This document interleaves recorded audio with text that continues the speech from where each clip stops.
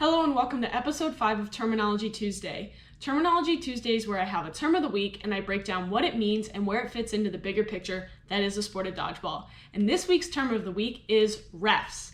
And so today I'm going to go through the role and responsibilities of refs in dodgeball. So let's jump right into it. So first I wanted to start out by saying that dodgeball is all about the honor system. You need to take your outs when you know that you're out. The refs aren't there to blow the whistle every single time you get hit. That's not their job. So there are two types of refs in dodgeball. You have your refs that stand at the center court line, and usually one of those is the head ref of the court, and then you have your line refs, and they stand at the back line of either side of the court in the corner area. So in rec leagues, you'll typically only have 1 to 2 refs on the court. They'll usually be at the center, and this is just because it's a rec league. It's usually volunteer. If they do pay, that league probably can't afford to pay 4 refs per court.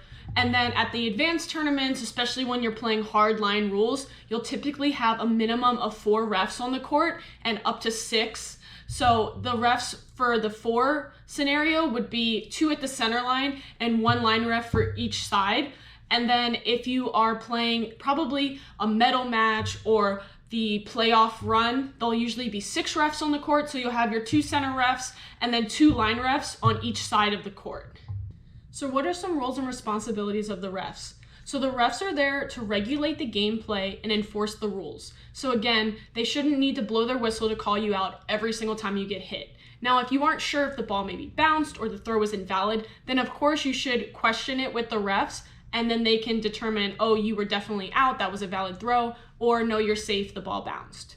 Now, some of the differences between things that the different refs will look for is the center refs are typically going to watch the center line since they're standing right there. They're also going to be the ones with the whistles, so they'll blow the whistle when to make any final out calls or to start the game for the opening rush. They're going to make sure that the ball's clear properly during the opening rush, and then they're going to determine who has the burden or the advantage, meaning it's their turn to throw, and they're going to handle the throw count.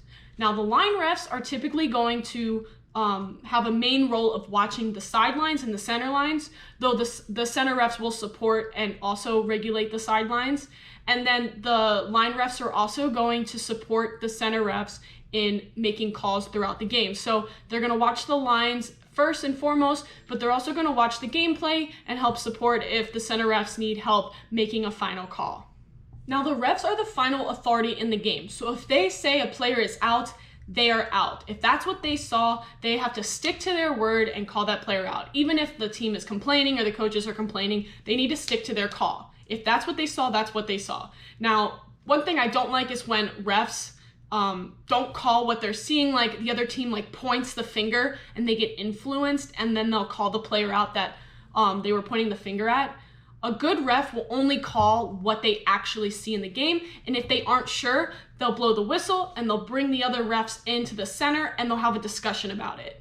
So for timed matches, such as at the World Dodgeball Championships, refs have the discretion to stop and start the clock when needed. So typically they'll stop the clock if there's a questionable call and they want to call the refs in the middle to discuss.